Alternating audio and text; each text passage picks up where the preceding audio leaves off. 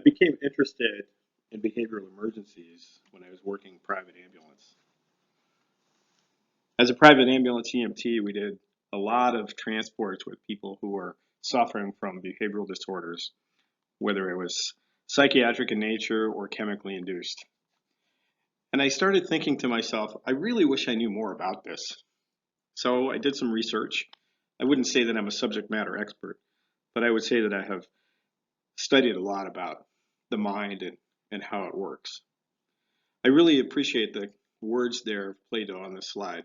Be kind, for everyone you see or everyone you meet is fighting a hard battle. So when you think about behavioral emergencies, what comes to your mind? Is it this?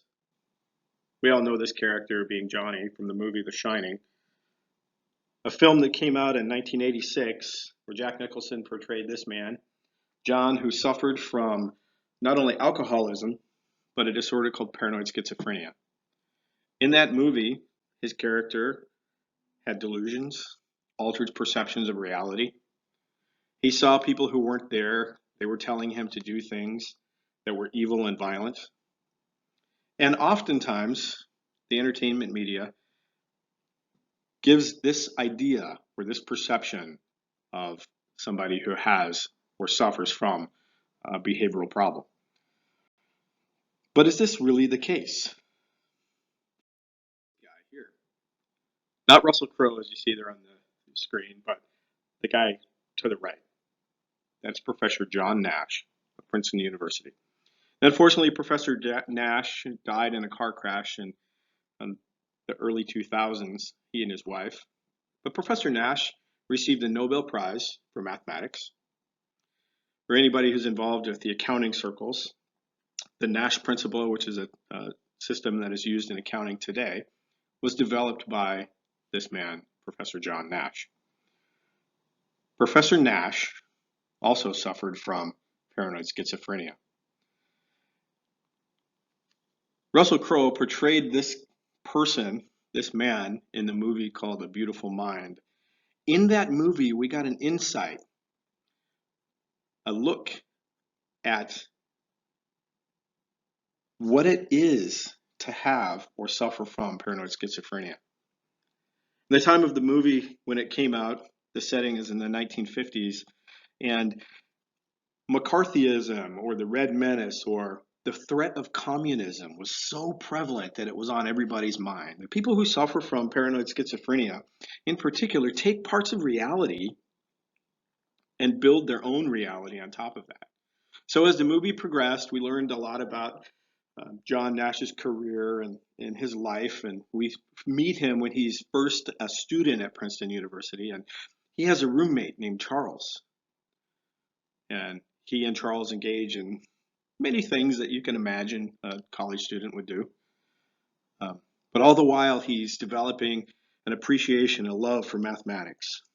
One of the days that they're there, they get to go to a Nobel Prize tapping ceremony.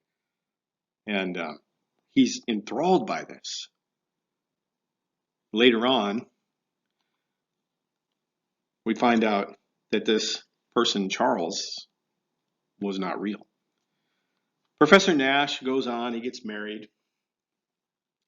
He develops, a great relationship with his wife. But he also develops some challenges. Again, back to the McCarthyism, the communism that was going on, or the threat of. He was approached by a secret agent from the government to help develop a plan and an idea to threat or to thwart communism. So you see glimpses into how he's doing that with pin maps in his shed, in his garage, and secret rendezvous in the middle of the night with this secret agent and this young little girl that you see once in a while that runs around. All of this to find out that later John is diagnosed with paranoid schizophrenia and that Charles, the secret agent, and the little girl are fake. They're not real. They're figments of his imagination.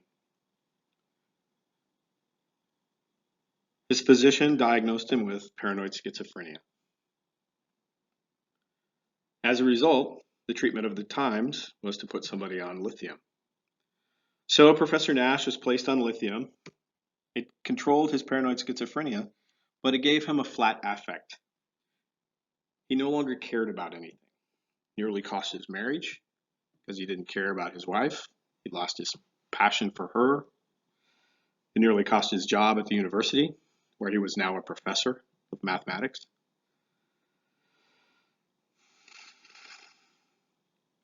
So, like many people who take medicines and feel better, or don't feel anything at all in this case, he went off his medicines. After some time, he began slipping back into the things that he had done prior to being diagnosed with schizophrenia. It came to a head. His wife threatened to leave him, and he took care of it. He went off the medicines.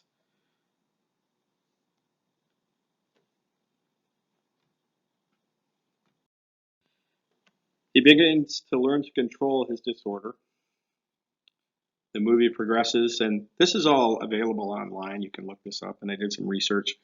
At the end of the movie, Professor Nash is being tapped and receives the Nobel Prize in mathematics. And at that ceremony, he gives up and he gives a beautiful speech about how his wife has been by his side and supported him through all of his problems. Of course, he was a well-known person, so no doubt the fact that he suffered from schizophrenia was well known in circles also. As he's walking out with his wife, the reporter comes up and asks him, "Professor Nash, do you still see those people that you talked about?" And as the camera pans, you see the three of them standing behind him, all silent, walking. He kind of looks over there and he looks back at the reporter and he says, "Yes, I do, but I choose not to interact with them anymore."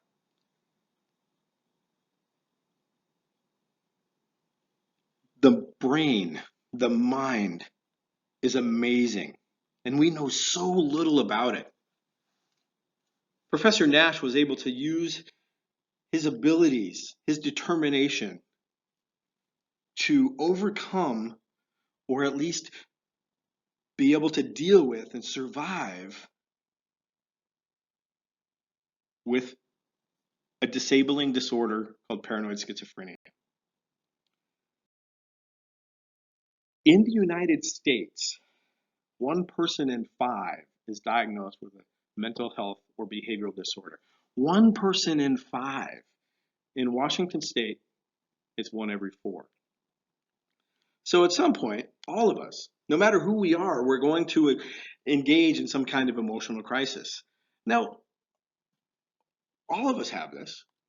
So I encourage you not to jump to conclusions concerning yourself, because maybe we get preconceived ideas. Because remember, we don't see people when they're having a good day. We see people when they're in times of crisis. So our ideas and our perceptions of their mental health disorder or their behavioral disorder may become skewed because of the type of work that we do. Conversely, we don't want to get develop conclusions or jump to preconceived ideas based on our patient. You will see the same loyal customer over and over again. I guarantee that, as you do this job longer and longer. You've heard me say this before. Never, ever, ever triage your patient by address. Another misconception is that people who are feeling bad or depressed, well, they must be sick. Something must be wrong with them in their head. But let's think about this. Here's a couple of reasons that people can feel depressed. Perhaps they have been divorced. Many of us have gone through divorce. I've gone through 2 myself. Perhaps we've lost a job. That can be very distressful and cause a moment of depression. I was working as a park ranger back in the 80s. There was a reduction in force. I was about to get married, and my job was eliminated. certainly causes a lot of stress and, at that time, depression. And all of us are affected by death, whether it's the death of a loved one, a relative, or a friend. Last January, I lost my dad, and in December, I lost my twin sister. Death affects us all. And all of us, from time to time, feel depressed, go through that. It's how we respond to it that determines whether it becomes a behavioral problem or an emergency or not. Another thing that can be a problem, or that another myth, is that all people who are suffer from behavioral problems are violent or dangerous or unmanageable. Now, again, remember, we might see that as EMS providers because we see people in times of crisis. But the reality is, a very, very small amount of people are bad or get violent when they're having a behavioral issue or when they're in crisis.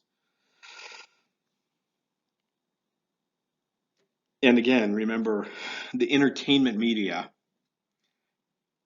makes this out to be how everybody is. And you can think of all kinds of movies. I just mentioned two that kind of went to both different extremes.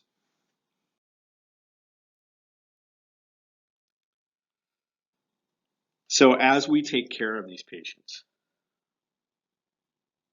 we realize that communication is the key.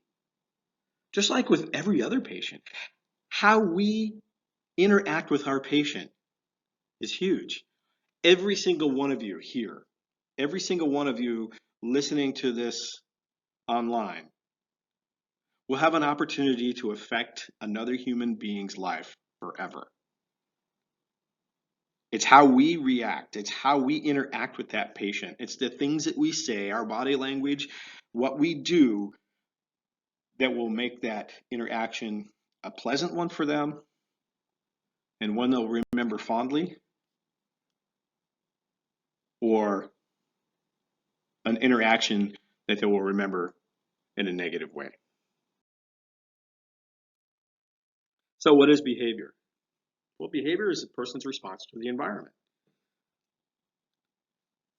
We all know that there are behaviors that are considered normal, that it's normal for people to get dressed and go to work, to go to school. And if we see anything that's outside of that, then we consider that to be abnormal or there's a problem.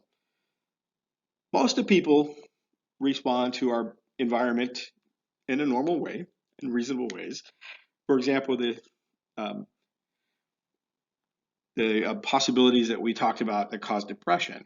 It's normal to be depressed if you lose somebody in death. It's normal to be depressed if you um, lose your job. Everybody from time to time has stress, but it's how we cope with these things and our ability or inability to cope that can lead to a crisis. A behavior crisis is truly what we would consider a psychiatric emergency. And that's when we get called. When a person's coping skills, coping mechanisms have failed to help them deal with the situation that they're in.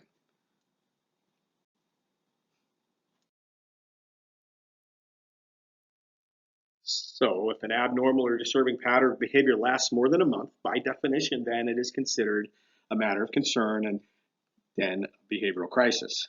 So our patients might show agitation. They might become violent. They may be a threat to themselves or others. Now, the fortunate thing about EMS providers is we don't have to know the cause. We can take them to the hospital where they can be evaluated by a DCR, designated crisis responder. First by the social worker in the emergency department in most places. And they're the ones who can truly make that decision, whether or not they need to go to a facility where they're detained for up to 72 hours under what's called the Involuntary Treatment Act, or whether they can do outpatient therapy or whatever it might be.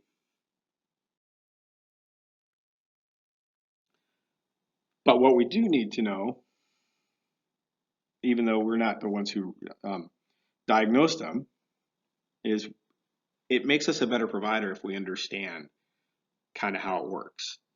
So behavioral problems or psychiatric crisis can be broken down into two main diagnoses. They're either organic or functional. Well, organic disorder is a brain syndrome that's temporary or permanent. So that kind of narrows it down to just about anything.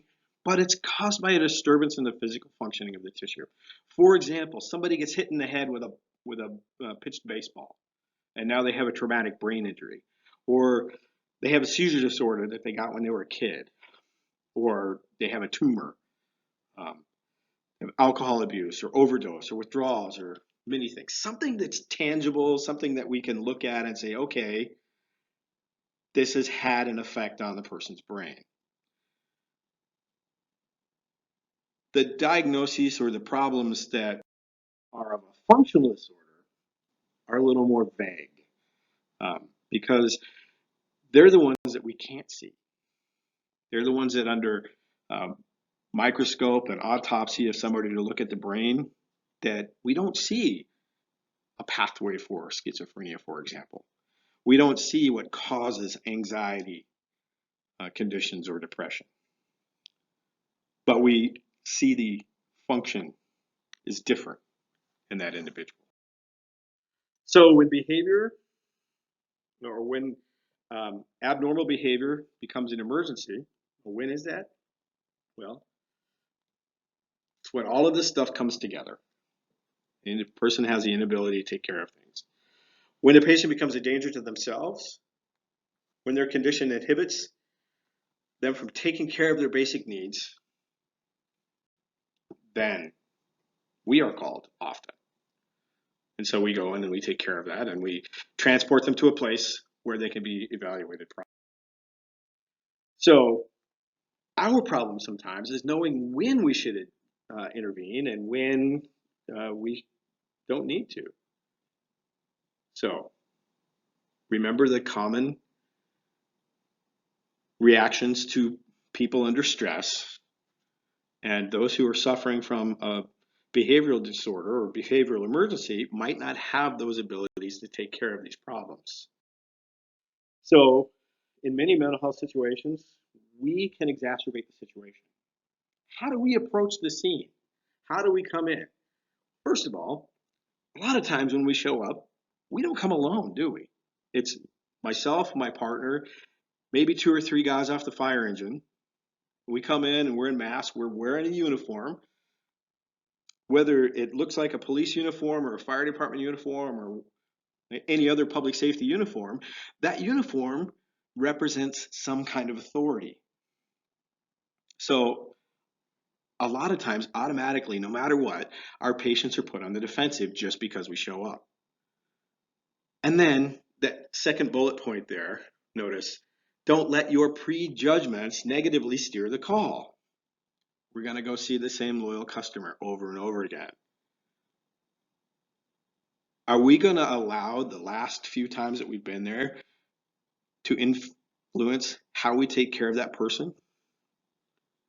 You know, most of our problems, most of the behavioral problems, like most of our situations, can be diffused or de-escalated without force. We just go in, we do our job, we act like professionals.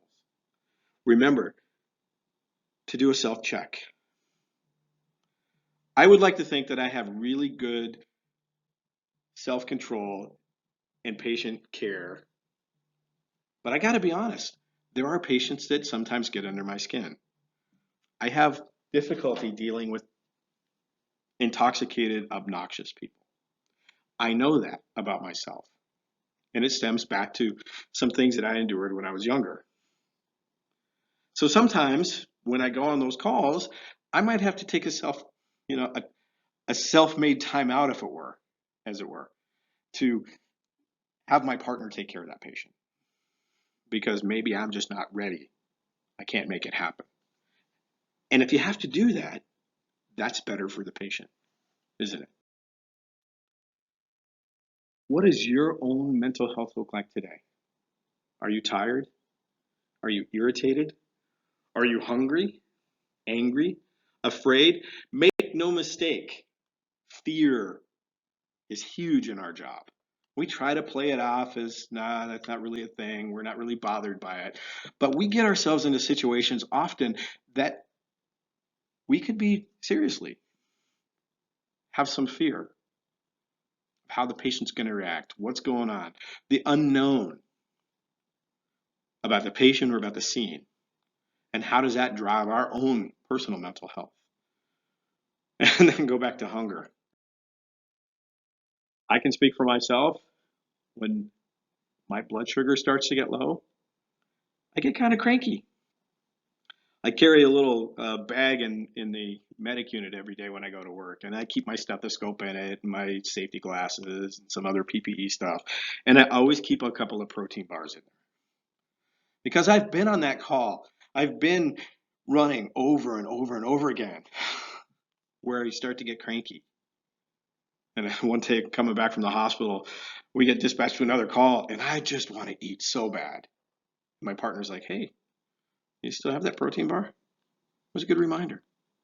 All of that affects our personal mental health, which then can be translated onto our patient.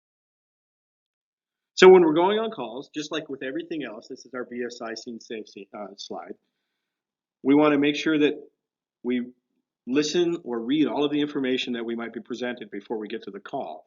So like with everything else, we don't rush in. We consider staging. Is there a need for violence? Is there a need for law enforcement? Have we made sure that we are positioned in a way that's not threatening? Remember, we come in and we're wearing a uniform, as I mentioned already. We have radio or maybe scissors hanging from our belt. All of this can look like other things to somebody who has altered perception of reality. And what's our backup plan? And remember, for most people, 911 is truly a crisis for them. It's not for us, it's what we do. But remember, their world, something has drastically changed in it. So our attitude is huge. So how many are in our crew? Do we need law enforcement? Are there bystanders? Are they going to help with the situation or are they going to make it worse? Are there animals on scene? Are they going to help? Are they support animals? Are they service animals that when their human has having a problem, may be reacting in an overprotective way? What other kinds of things that we need to worry about on scene? Drug paraphernalia, weapons, what are their living conditions? These are all things that we need to take a mental size up, pay attention, and make note of so that we don't become part of the problem. And then what's our body language saying?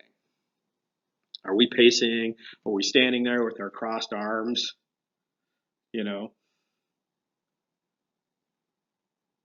I'm sure that every one of us here and anybody who has ever been on a scene can tell if somebody has wants to be there, whether it's the patient or not. Are they afraid? Are they defensive? Are they paranoid and hopeless? And the feeling of hopelessness can be overwhelming for our patient and can often be translated in their actions and their body language.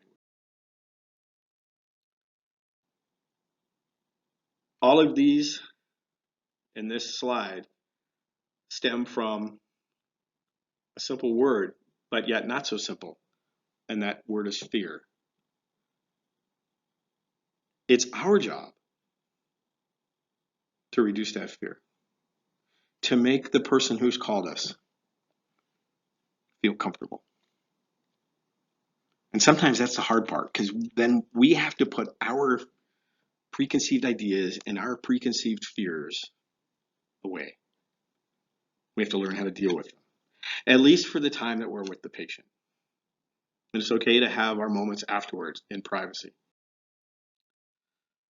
So like all patient care, every good conversation starts with good listening.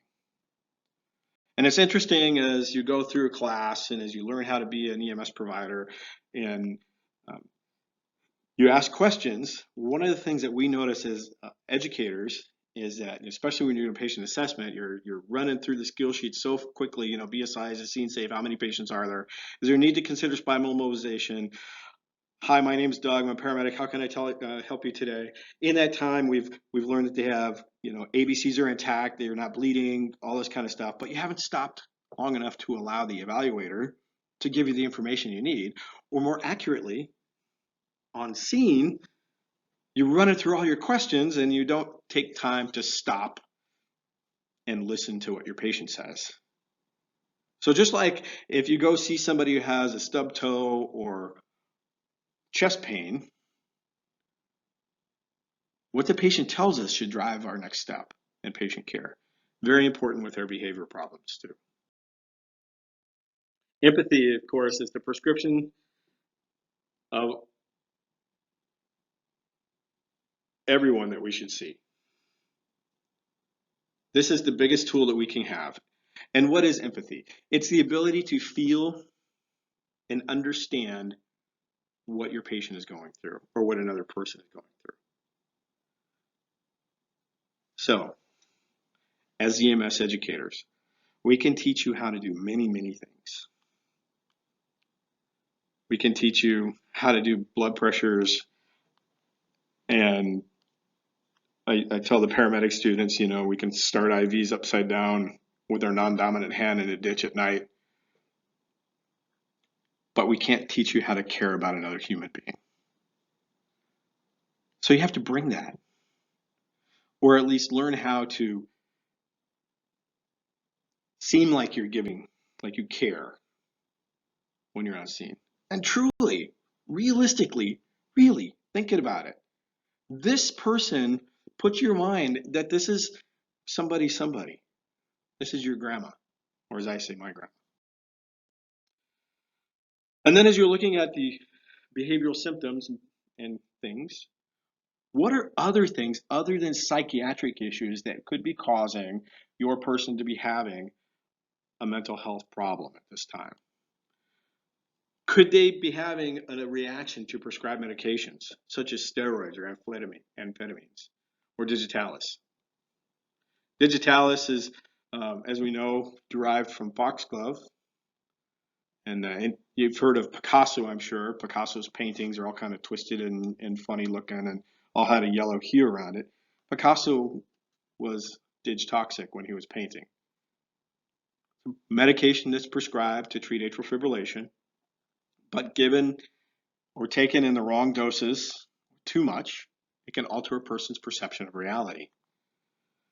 And then we add to that prescription drugs. What about illicit drugs? PCP, LSD, alcohol, spice, bath salts, and the list goes on and on.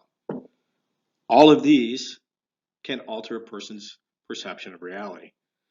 We can have an infection. We've talked about about sepsis and how that can affect it. If we can't get good oxygenation and good nutrients to the brain, then because of the infection, then the behavior changes, right? Neurological disorders, seizures, brain tumors, traumatic brain injuries, dementia, cardiovascular problems, heart failure, hypoxia, hypotension. Again, if we can't get oxygen and sugar and other nutrients to the brain, it changes how we think and how we behave. Endocrine, Cushing syndrome, metabolic problems such as DKA, hyperglycemia, etc. All of these things can affect how a person behaves. Some of the commonly encountered behaviors that you'll see are neurotic disorders. And this is like OCD, just to name one. And many people suffer from things like this, obsessive compulsive disorder. I personally have been diagnosed with it. It's not a drastic thing, a drastic case, as they say, but it affects me. For example, when I go to work in the morning, before I do anything else, before I change into my uniform, I have to make my bed. I don't know why, I just do. I have to. And if for some reason the crew's out on a call when I get there and I don't have that opportunity, I just feel off for the rest of the day. We also have some plates that have patterns on them at my house, little flowers on them. And when I put them to back from the dishwasher, they have to go. They have to all be facing the same way. And I have some other stuff, and no doubt other people have similar things. There's mood disorders such as bipolar disorder, um, uh, swings, and that psychotic disorders. We talked about them a little bit. Schizophrenia. Um, and then excited delirium. And this is what happens when people excited delirium, they have too many bath salts, and um, we've seen that in the news in recent years where somebody could be running down the street, they're naked, they've hurt somebody pretty bad, and they're inconsolable, they're impervious to pain, and so some of the neurotic disorders, we'll take a look at them um, a little bit here. Uh, General anxiety. Um, Again, remember, 1 in 4 people in Washington state is diagnosed with one of these mental health disorders that we talked about.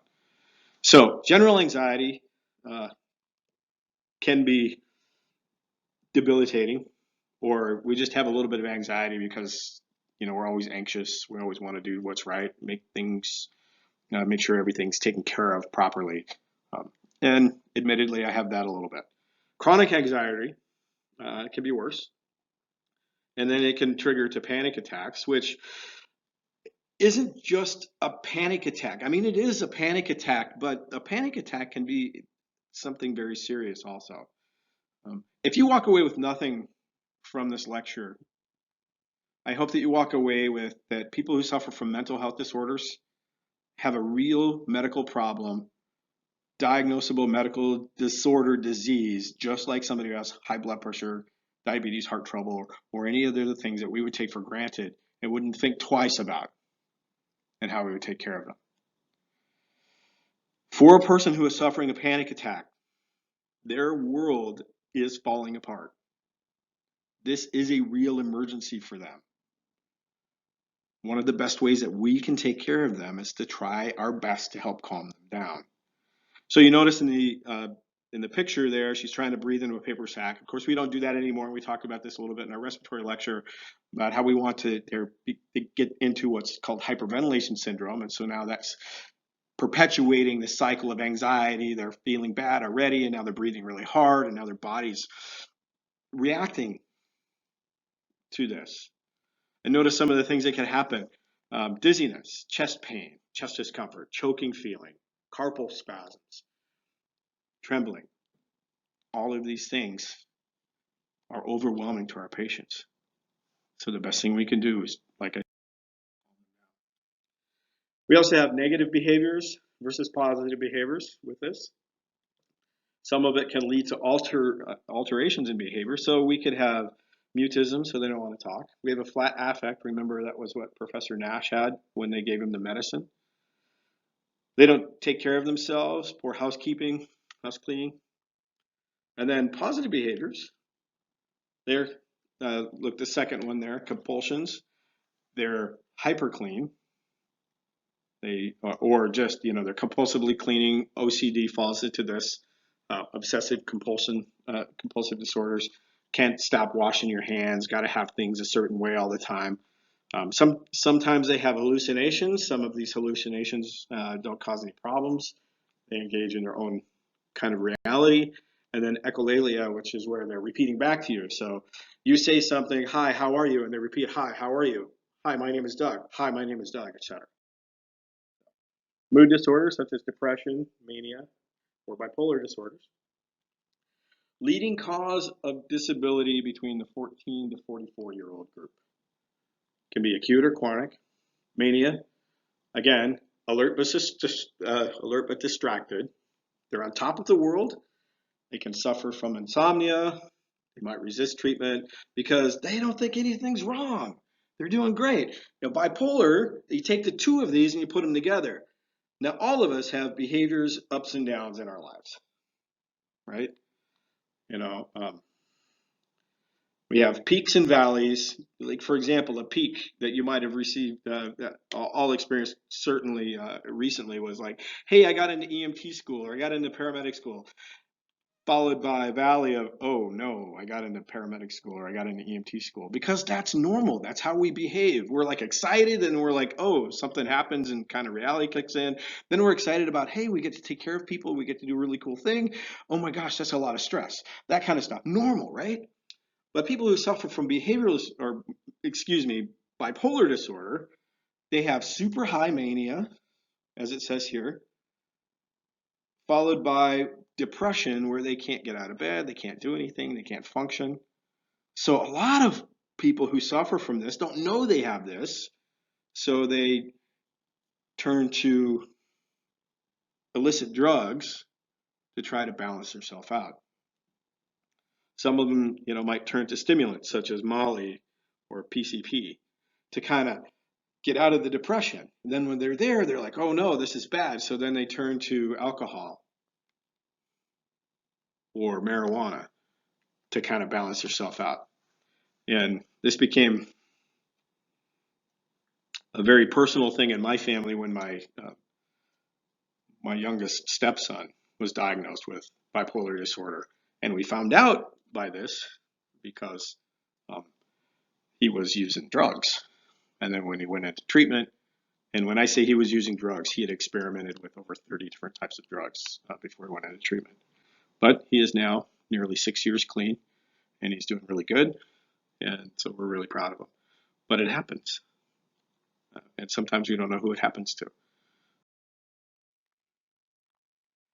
Some psychotic disorders, some of the symptoms could be disorganized speech, repeat themselves, the stories that don't make sense, garbled words, mutism, again, echolalia, um, disorganized behavior, pacing, screaming, agitation, restlessness, um, and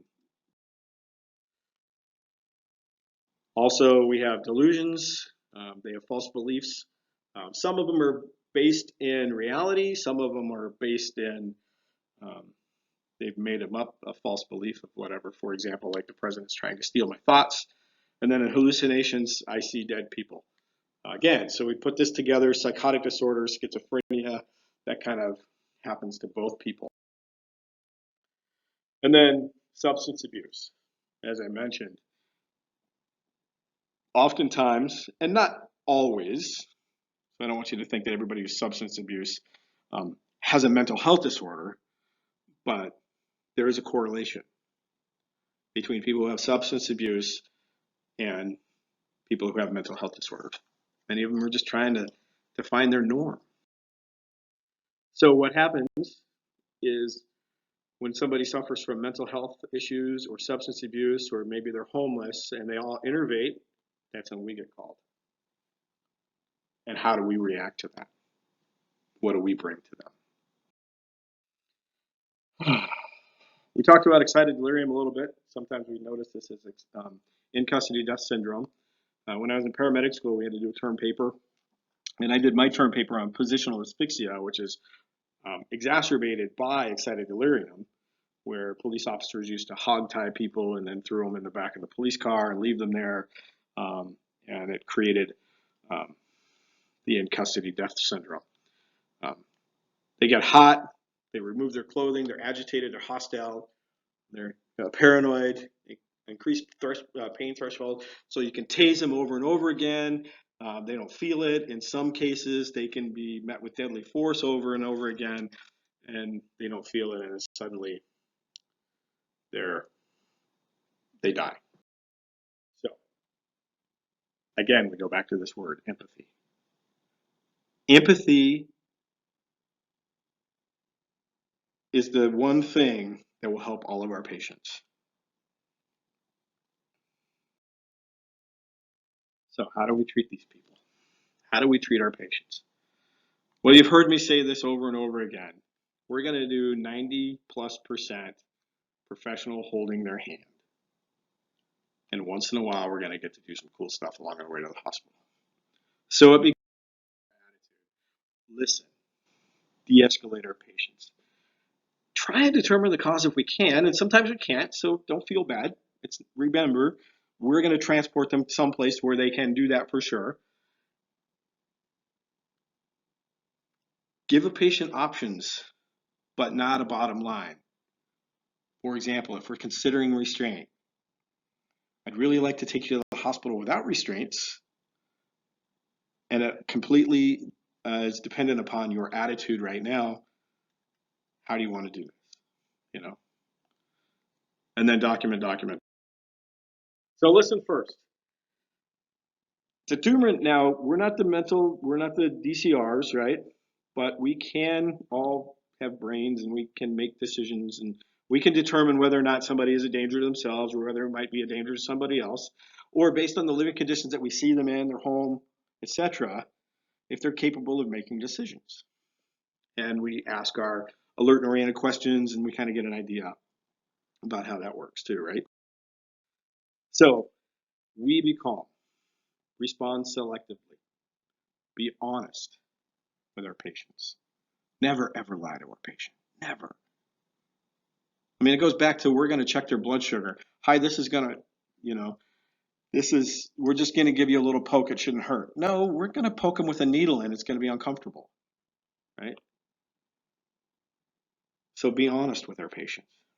Now, we've talked about the fact that only a small portion of the patients that we see are violent, but we're going to talk about what we need to do if we do have a violent patient.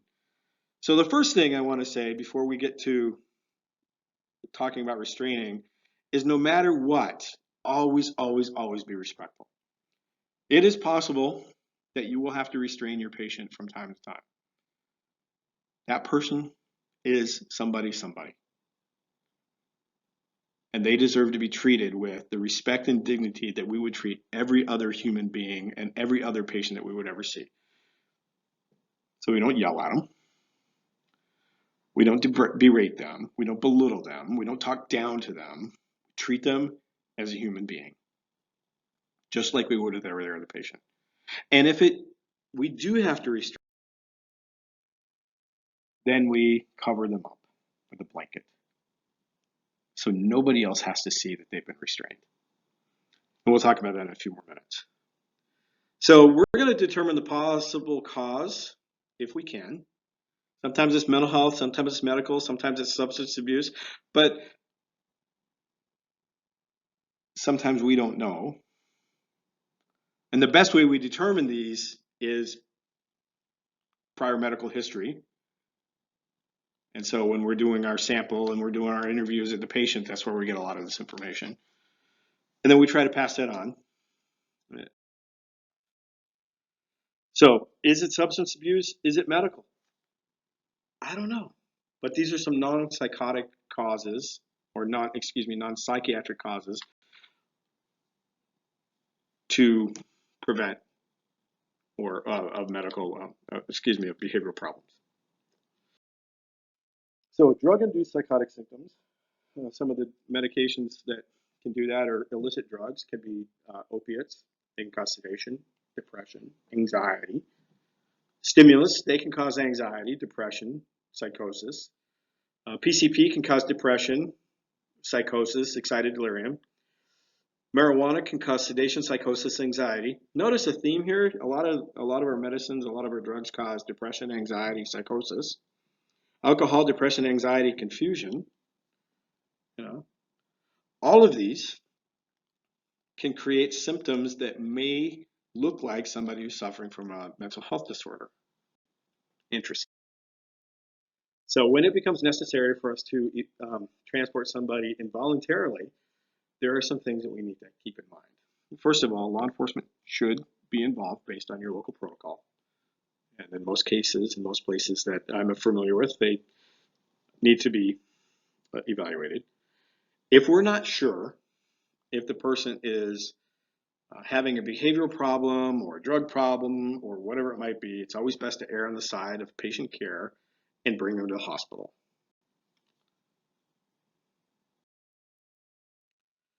Some psychiatric disorders, such as schizophrenia, we talked about this a little bit, behavior, disorganized speech, delusions, hallucinations.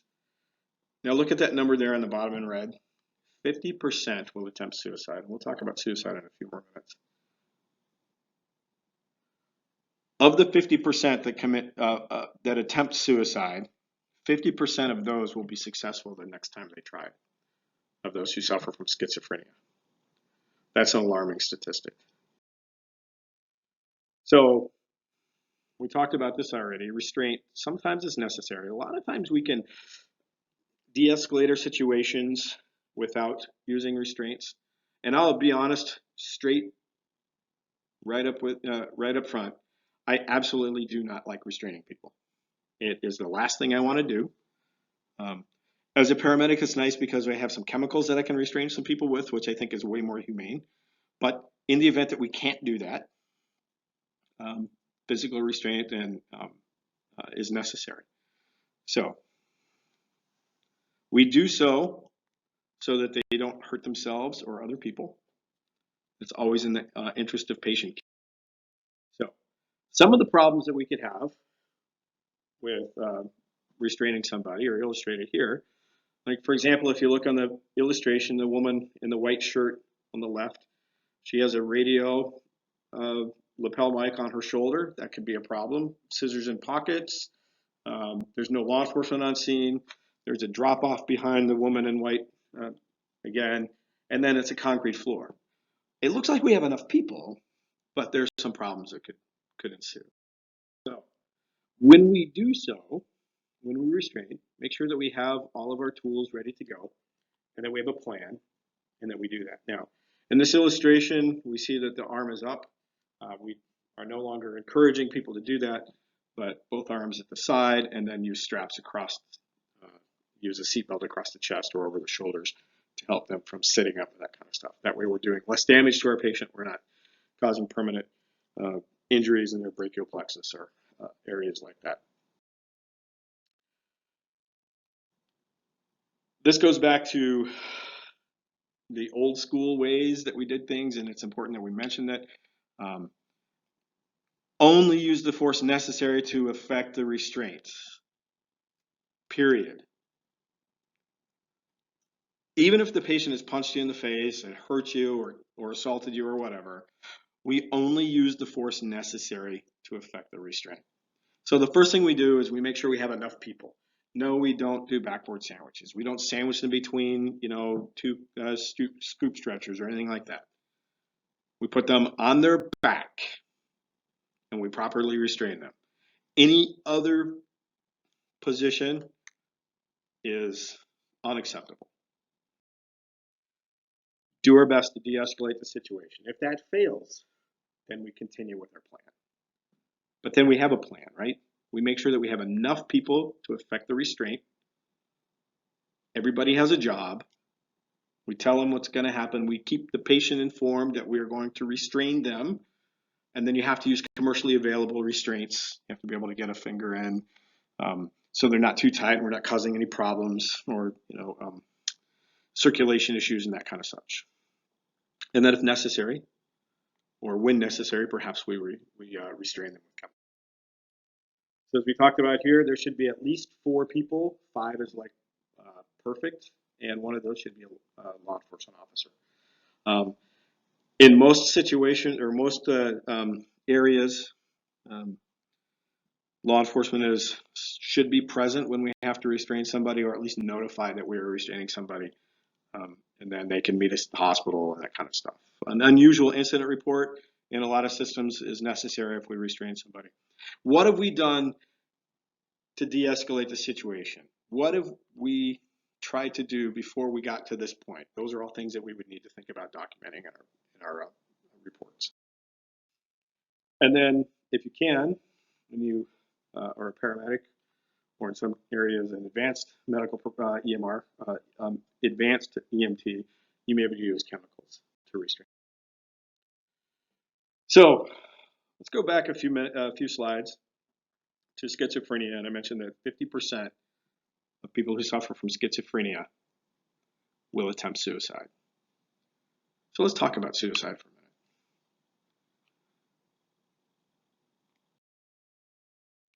minute. On average, in the United States, 55,000 people will commit suicide each year, or do commit suicide each year. 55, 56,000, depending on which information you read. So I was thinking, how can we put that in a number that's understandable for us. So we have a couple of big sporting arenas in Seattle. CenturyLink Field holds 60,000 people. So imagine that CenturyLink Field full of people suddenly is gone. That truly is an epidemic proportion, suicide. One person every 12 minutes. In Washington State, it's one person every 8 minutes. So what that means is in the time that it takes you to go through this presentation today, roughly an hour and a half, 18 people will be dead. They will have killed themselves.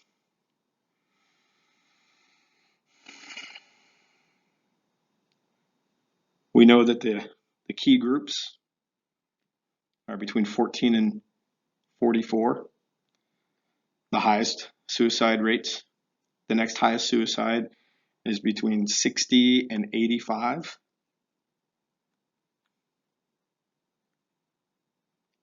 And a person who attempts suicide one time has a 50% chance of committing and being successful if they attempt it again.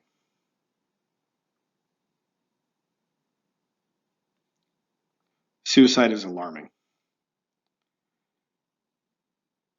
It is growing. In Kitsap County, for example, in 2015, we had our highest ever suicide rate. Now there's roughly 286,000 people that live in Kitsap County. And in 2015, 2016, 69 people killed themselves just in our county. There's already been 10 this year, if my numbers are correct.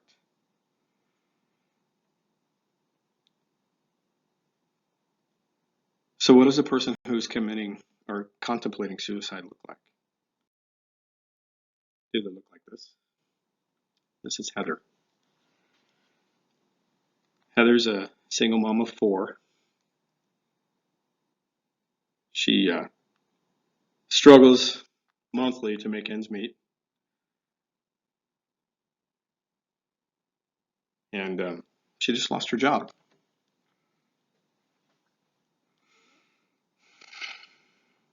She doesn't know where she's going to be next week. She doesn't know if she has enough money to pay rent. She's concerned about her kids, their welfare. Does she have enough food at home? But Heather's going to be okay because Heather has a really good support network. Her parents are going to help her out. They have agreed to help her with rent, and they're going to make sure that her kids don't go hungry and that they have a roof over their heads. She's going to do all right. Does it look like this guy? 54-year-old paramedic who 22 years ago climbed on top of an ambulance, put a rope around his neck, and slid off.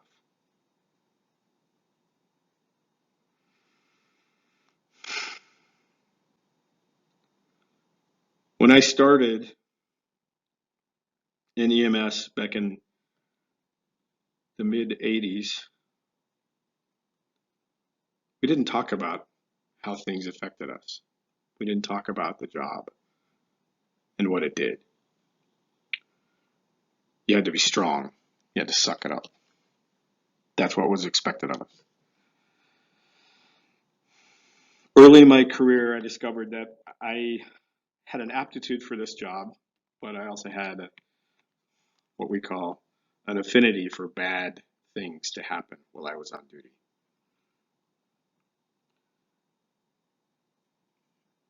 Early on, shortly after I was certified, I was working for a private ambulance company, and we responded with Bremerton Fire Department to all of their calls. And we had a house fire where 2 kids were burned to death. And after we took the kids to the helicopter and went back to the scene, the paramedic who I was working with went up to the battalion chief on scene and said, "Hey, chief, this is really bothering us. Some of the guys, can we get a CISD?"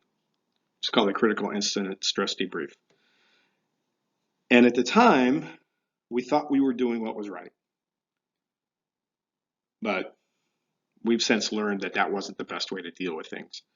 But initially, it was like we'd all sit in a room, and at the CISD, you would tell about how you felt, and somebody would argue with you about, no, you didn't feel this way because I felt like this, and so on and so on. But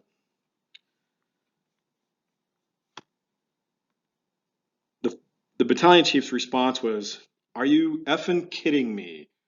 You effing pansies."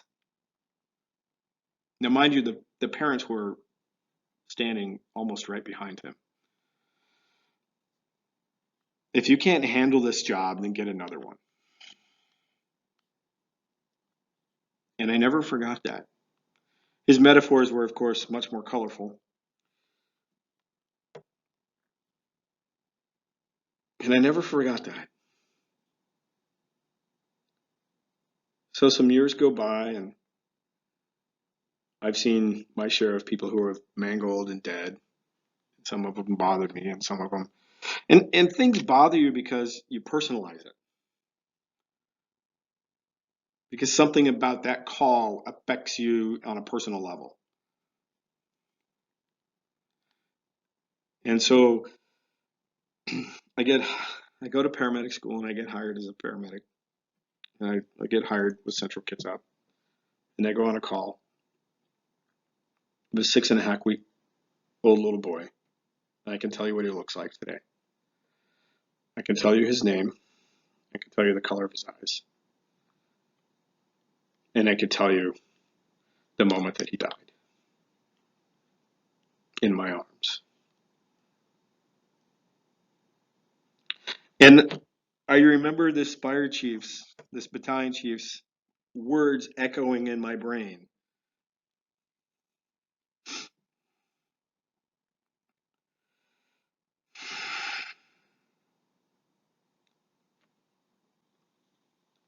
That you have to be strong. You have to suck it up. You have to move forward. And that was evidenced by many of our coworkers. I was like, oh man, I can't say anything. Time goes by. Things happen. I see more nasty things. Feel like I can't talk. I go through a divorce. And I'm overwhelmed. I went through a period of depression that lasted a little over a year, and as quickly as it came, it went. But during that time, I attempted suicide. And for years, I didn't tell anybody. I didn't say anything about it. I ignored it because it didn't happen. We couldn't talk about it.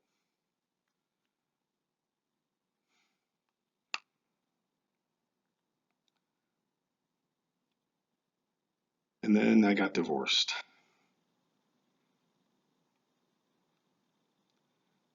And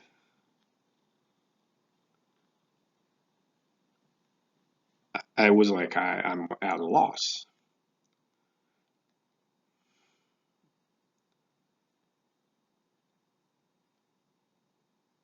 I need some help. So I came into work and I went home, and a couple of guys saw me riding my motorcycle later on, and I was like, wait a minute. And so I got told I should probably go see somebody, so I did. And we talked, and it was really good. And some stuff helped, and I felt pretty okay. Then I got divorced again, and that was okay because I have a guy, and things are going well. And then I move on. I meet my wife now. It's amazing. Life is amazing. It's wonderful. We're doing great. just beyond wonderful. I'm still a magnet for bad stuff.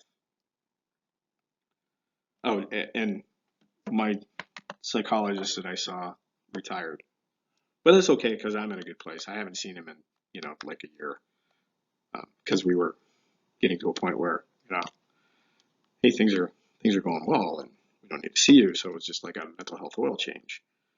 Um, then I start seeing some credit calls again, and the one that kind of tipped me over. It's a 3-year-old little girl who had a condition called tetralogy of Fallot. She'd had the repair. She's getting ready to go to the doctor. She aspirated, choked, and arrested. And we did everything, everything that we could think of to resuscitate her. And when I looked at this little girl, all I saw was my grandson. They were the same age. Excuse me, she was 3 months old.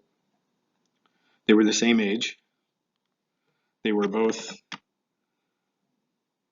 of mixed black and white uh, ethnicity, and it just messed me up. We got done with the call. It was the last call of the day of our shift at 6:30 in the morning. We went out for breakfast afterwards. I had some drinks at breakfast. I had a few more drinks. I went home. I drank most of the bottle of scotch. I yelled and screamed and cried and ranted around the backyard. I'm sure my neighbors thought I was crazy. And for the next nearly a year, if I wasn't at work or teaching, I was intoxicated.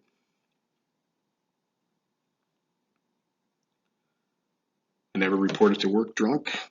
I did report a couple of times, probably more than a couple of times hungover. I shouldn't have been there. And then one day, I did something stupid, and I wound up getting in trouble. Like, almost fired, in trouble. And while I'm in the office with the fire chief, and HR, and my union rep, I'm sitting there going, holy smokes. I got to do something because I'm not okay.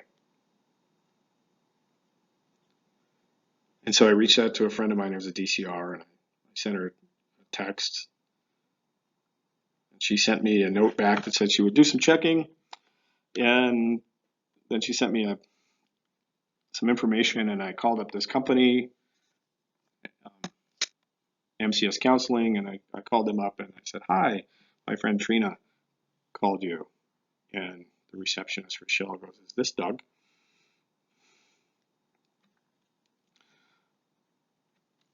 Wanted to get through this on the video without getting all emotional, but it's not going to work. And I just sat in the parking lot and I cried because somebody cared so much. Trina saved my life that day. That was 3 years ago.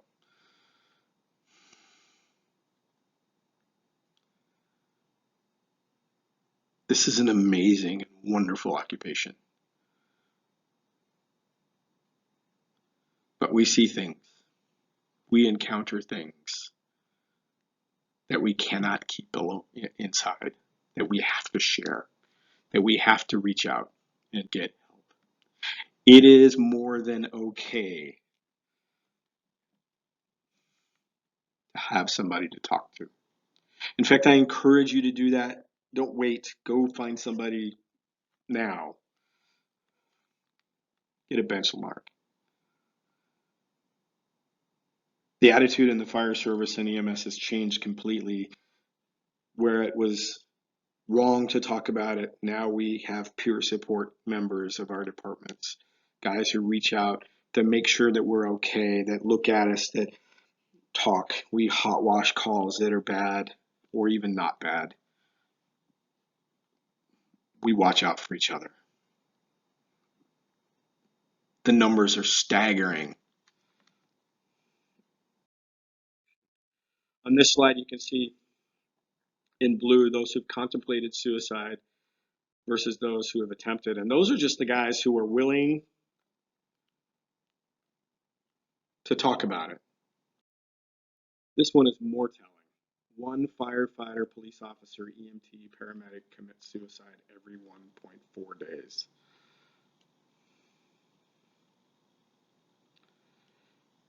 In 2018 and 2019, suicide was a leading cause of death amongst firefighters in the United States.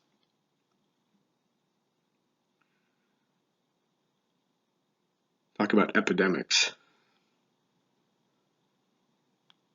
I don't know if they're preventable or not. That's not for me to decide, but I can tell you that if it had been okay to talk about, that it was not, didn't have a stigma,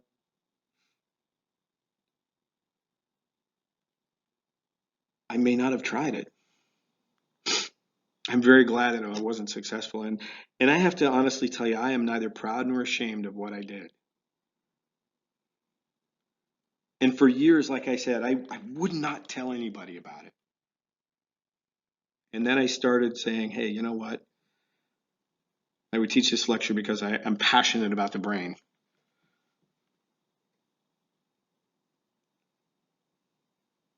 People need to know that we think about it. And then I would be like, okay, people need to know that, people have even planned it.